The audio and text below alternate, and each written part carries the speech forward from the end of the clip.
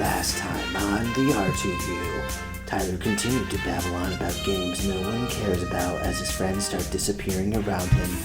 However, after seeing a droid disappear right in front of his eyes, Tyler declares that he will discover the cause of the reality shifts.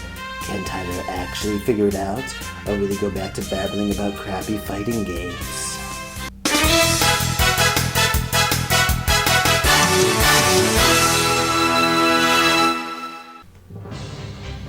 Trying to figure out that stupid thing of things disappearing. It's not true. Well, it is, but actually I was starting to, but it turns out this is just an iPad, which is weird because I know that I gave Scooter an actual computer. And I kind of got distracted playing Dokkan Battle, actually. I did ask Will over here, though. He's actually in the other room. He's working on the computer, trying to figure out what's going on. How am I your tech guy? That's because I don't have a lot of friends. No, you don't. Well, let's just get started with the video, shall we? Before we get to the games, let's discuss Dragon Ball GT. After 11 years, Toriyama finally ended the Dragon Ball manga with the Buu Saga, much to his relief. However, the anime was still getting record numbers of views, so Toei decided that after ending Z where the manga did, they would make their own anime continuation with Dragon Ball GT. GT ran from 1996 to 1997, much shorter than they probably anticipated. Mostly because it kind of sucked. I don't hate GT, but it definitely pales in comparison to what came before. It had some great ideas, but the execution was wonky. It got even weirder in the States when they aired the dub in 2003 because they decided to basically cut out most of the first arc of an already really short series. But what happened in the series itself? Well, 5 years after taking off to train Oob, Son Goku is finally done training him and ready to head back home. However, the Pilaf gang accidentally used the previously unseen Black Star Dragon Balls to accidentally turn Goku back into a kid. Goku is fine staying as a kid again, but it turns out that if they don't reassemble the Black Star Dragon Balls within a year, which have all flown off throughout space by the way, the world will be destroyed. For some reason. So Goku, his granddaughter Pan, and Trunks take off throughout space to find the Dragon Balls. They get into lots of hijinks, but eventually find them all and return to Earth. However, an enemy called Baby has beat them there, and is currently mind-controlling everyone on the planet. So, that sucks. Goku unlocks the new Super Saiyan 4 form. My favorite super form, to be honest. And with the new power-up, Goku defeats Baby just in time for the world to explode. They then fix it with the Dragon Balls, proving that this whole thing was basically pointless. Then hell breaks loose, and Android 17 fuses with Android 17 and becomes Super Android 17, whom Goku defeats in the shortest arc of the franchise. The frick? Yeah, the Super 17 arc kind of sucks. No, I was reading something on my phone. I don't care what you're doing at all. Well, then the Dragon Balls crack and become evil Shadow Dragons, and Goku has to defeat them and purify the Dragon Balls. But fails and dies. Then he gets better and wins. Then the final episode happens, which I love with all my heart. Say what you will about GT, but it has one heck of an ending. Yeah, when it's over, we're all happy. Yeah, but that's GT. Short and conflicted. That's basically its model, really. But let's get on to the games. They're trash. With the success of the Super Butoden games, Japan continued to make more games. Some were more card-based RPGs, but at this point, most of them were fighting games. It all came to an end in 1997 with Dragon Ball Final Bout for the PlayStation. Both because GT was ending, and because Final Bout is a steaming pile of crap. Like, holy cow, this game is awful. And it was the very first Dragon Ball game released in the US under the original title. I mean, it became a collector's item that was significantly sought out and people paid tons of money for. I mean, it was so bad that in the early 2000s they had to release a re-release of the game with a different cover just to try to sell more to lower the price of it. And yeah, they added GT to the title for some reason over here. I don't really understand why. The games are so trash. Why would you own 3 copies? I have terrible money management skills. Yes, you do. With the new success in the West and the dawn of a new generation of consoles, Bandai decided to take another stab at Dragon Ball video games with a renewed focus on the Western market. And so we got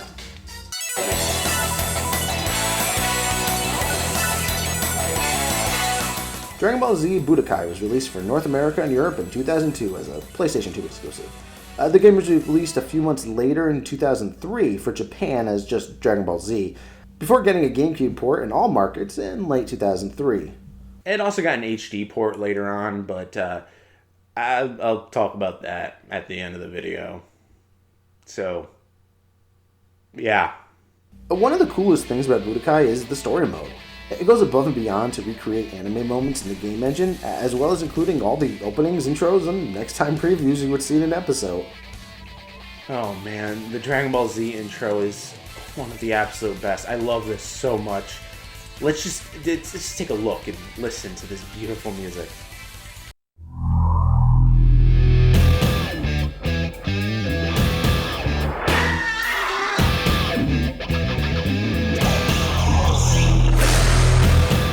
What the heck? That isn't Chala! Atari, how could you do this to me? So, let's explain this. Bandai made the games in Japan, but licensed Atari to localize the games in the US. And they really did go above and beyond, getting back the English dub cast for the games and doing their best to adapt it for the English market. And that's where it becomes painful for me personally. For whatever reason, music licensing issues or something, I think, but whatever. Yeah, Funimation, when they brought over Dragon Ball, they initially replaced all of the music in the series with replacement music that they made in-house or licensed out to other people to create. And a lot of people grew up with it and loved that music. I did not grow up with it, and I don't like that music that much. Now, that being said, the music in the game itself is actually the same as the original Japanese game, with one exception. They replaced the intro music with the American intro music called Rock the Dragon. I don't hate Rock the Dragon, I actually kind of like it. But they replaced Chala with Rock the Dragon with the exact same footage. That's unforgivable. But yeah, besides that, the story mode is great. It only goes from the Saiyan Saga to the Cell Saga, but it faithfully recreates iconic moments. And while I'm not the biggest fan of the early English dub, I do think they actually do a better job here than they did of the show itself at the time. It's definitely cool. The gameplay is a bit mixed, though. So let's get this out of the way first. It's definitely not the greatest fighting game out there. Definitely still has balancing issues and not nearly complex as other fighting games. But I do think it does a fairly good job with accessibility. A fan of the series who is inexperienced in fighting games can still jump in and have some fun. Some of the moves are still a bit too complex to pull off, perhaps, but it's still not that bad. The roster, however, is a bit uninspired. It's just Saiyan through Cell, true, but most of the choices are fairly standard and safe. Though you can unlock Great Saiyan Man, which gives me never-ending joy, so there is that. Speaking of characters, you unlock them via the capsule system, as well as unlocking new moves and stages that way. The capsule system is fairly unique and really helps give it a little bit of an edge in the fighting game market. As you play through the game, you can unlock more capsules with either moves, characters, stages, things like that. And then you can choose what to add onto the character to customize them however you wish. You can also unlock breakthrough capsules, which basically gives you all of the abilities that a character could possibly have, all in one capsule, making it pretty fun. All in all, the game is fine. It wasn't super fantastic, but it wasn't overly terrible either. It was just kind of mediocre. But, you know what, considering the other fighting game that we had at the time, yeah, no, this was the best game ever. Absolutely. But really, it did show a lot of potential. And that potential was improved upon when they released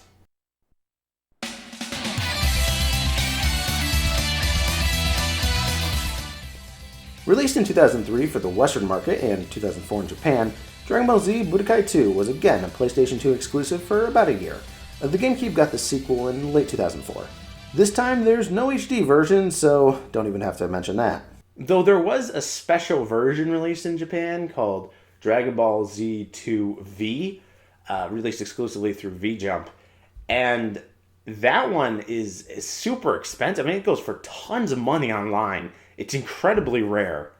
It's the ultimate Dragon Ball collector's item. It added Cooler as an alternate skin for Frieza. Yeah, I think I'll stick with the American version, thanks. Now the story mode. Oh wait, what is this crap? Am I playing some sort of Mario Party knockoff featuring anime characters? Ah, nope. One Piece had us covered in that department. Yeah, I've only seen a couple episodes of One Piece. I've never even played this game. I don't know why I own it. So, that's a thing. Yeah, as opposed to continuing the amazing story mode of the original, they decided to go cheap and make a really stupid board game setup that very loosely covers the events of the series. I mean, I get that since they only had the Boo Saga left, there wasn't a lot to cover, but come on. There had to be a better way to do this. Honestly, I don't have much to say here. It's what it looks like. A weird strategy board game where you do a fight every time you run into an enemy on the board. I will say that it's cool how you can build up your character as it goes through the events of the series, but, well, there's a super famous and super easy exploit to max out all characters immediately, which of course I took advantage of, which does lessen its impact. Ultimately, the story mode was a disappointment for me. However, the gameplay is definitely a step up. The character selection still isn't all that unique, but it having all of Z represented now is a big plus. But the actual fighting mechanics have been fine-tuned and improved. There's now an easier way to use some of the special moves, balancing is a bit better, and all around things are just nicer in general. Budokai 2 also introduces fusions to the gameplay. With certain characters, if you give them the fusion capsule, you can, at a certain point after raising your ki to a certain level, initiate a fusion, where you have to press the buttons in time or something like that in order to initiate the fusion. And once you fuse, you are then the more powerful fusion character with its own unique moves and abilities. This game is cool in that regard because it does feature some of the what-if scenario fusions like Mr. Satan and Goku fused, or Ten Shinhan and Yamcha. That's pretty cool and relatively unique, but doesn't really salvage the game for me personally. I don't have a lot to say, honestly. This game isn't all that different from the original game. Though it does create an odd situation where I want to play the first game for the single-player mode, but the second game for the multiplayer. Well, until the next game came out, that is.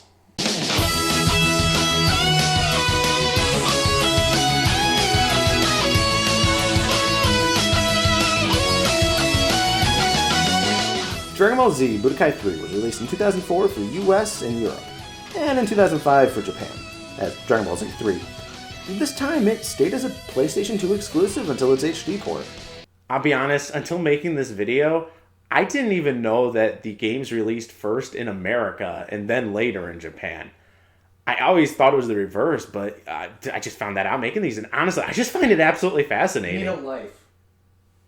This story mode is pretty unique this time. Instead of one main story, it instead has a unique story scenario for individual characters. It also allows you to free roam the Dragon Ball world as the characters to do missions and side quests, which is a super fun thing as a Dragon Ball fan. While it lacks the in-depth cutscenes and anime flair of the first game, it makes up for it in uniqueness. Better uniqueness than the board game from 2. And the gameplay is, honestly, pretty much the same as 2. A few extra tweaks behind the scenes, but nothing too major.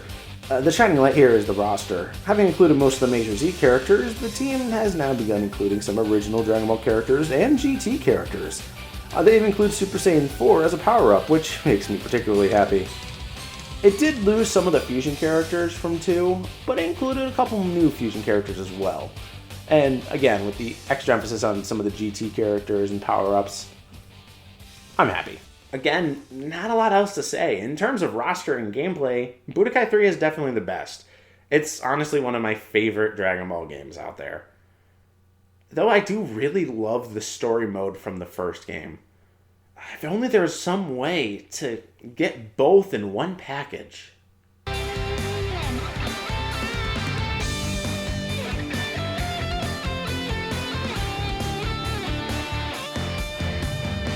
The Dragon Ball Z Budokai HD Collection was a 2012 Xbox 360 and PS3 release, exclusive to Western markets. It contained HD ports of the first and third Budokai games. Not the second one, for some reason. On the one hand, it is sad that they didn't include the second game for posterity's sake. On the other hand, I don't have to play this stupid board game from 2 again. While I do overall like this release, there are two controversial things I need to address here. First, there was some mild censorship in the first game. It's nothing too major, just some altered graphics. In fact, if you live in Europe, you won't see any difference because it's the version you grew up with. The other controversy, however, is a bit more serious. Almost all of the music was replaced with replacement music from a different Dragon Ball game. Why would they replace the entire score, you ask? Plagiarism! Look at all the lonely people. This guy is Kenji Yamamoto. He was the main composer for Dragon Ball's video games from the Super Butoden games through Raging Blast 2. He also did the score for Dragon Ball Kai, which I'll talk about next time. However, he was also a thief.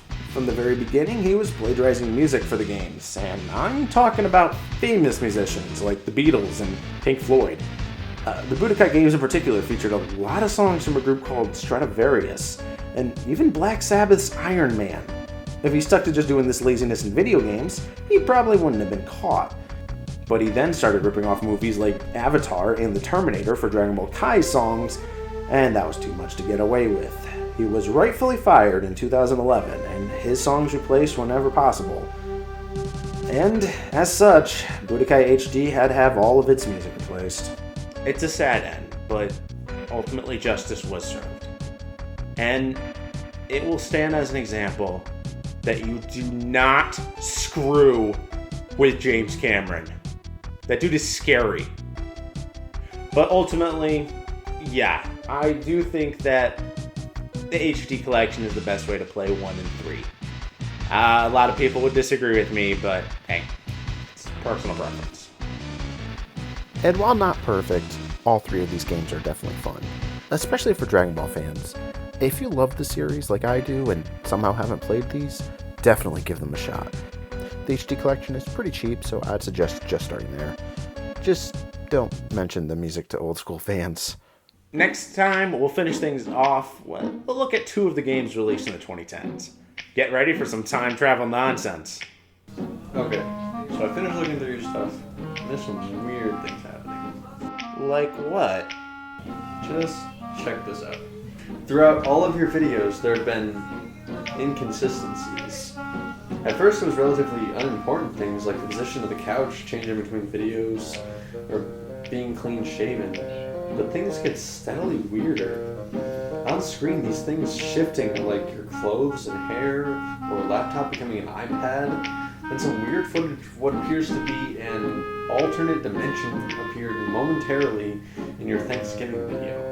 And then this month, droids disappeared. It's clear something's happening. I knew something was up. Did you find anything else? Yeah, actually, I found what Scooter found, and I think... Will? Evie, Will just disappeared. Who? Will! Will, right there! I have no clue what you're talking about. Not Paul W.S. Anderson! Will! He's the guy that was right... He was showing us those videos. Do you remember seeing the videos? Yeah, you showed up. No. Somebody else did. That was Will. Your mind has been wiped. He was erased from your mind for some reason. Oh yeah, Paul, where is he?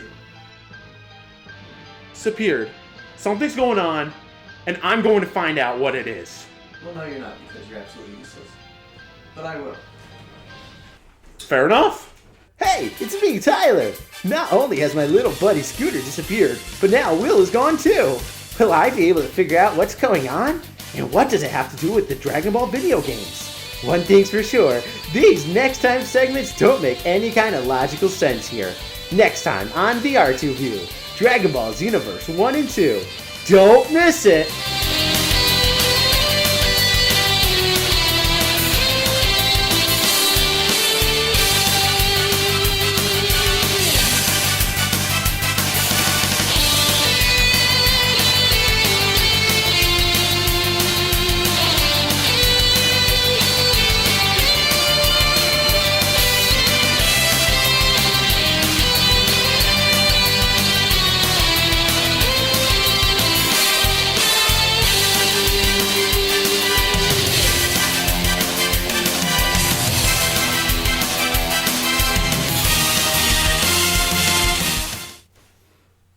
and Dragon Ball Z Budokai 3.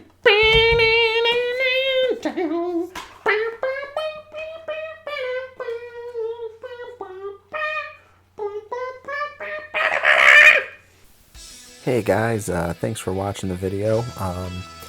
I am really sorry it took 3 months for this to come out.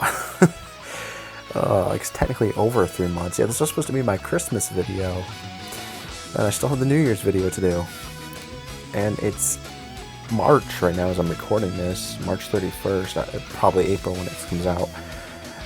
Oh boy, I am so sorry. There's been a lot of stuff. Basically, my iMac stopped actually pretty much working. I couldn't edit on it, basically. So I couldn't do basically anything from New Year's on. So I had to work for the MacBook, which I got, thankfully. But that took 2 months to do it. And then I had to get used to the different editing software because I couldn't transfer my Adobe Premiere. I had to get used to Final Cut Pro again, which is great, but oh man, it takes a lot of getting used to when you're used to Adobe Premiere. Oh boy. Anyways, though, hopefully wasn't so bad. A little bit of piece together, I know. The New Year's video should be out in a day or two, hopefully. Okay, probably not a day or two. A couple days, a few days. I don't know. Hopefully soon, and then we can get back to normal with the second half of Season 1. I have a lot of stuff written. I'm looking forward to it. There's a lot of great stuff going on. But thanks, guys. Thank you all of you for holding in. Appreciate it. And I'll catch you guys next time. And remember, be excellent to each other.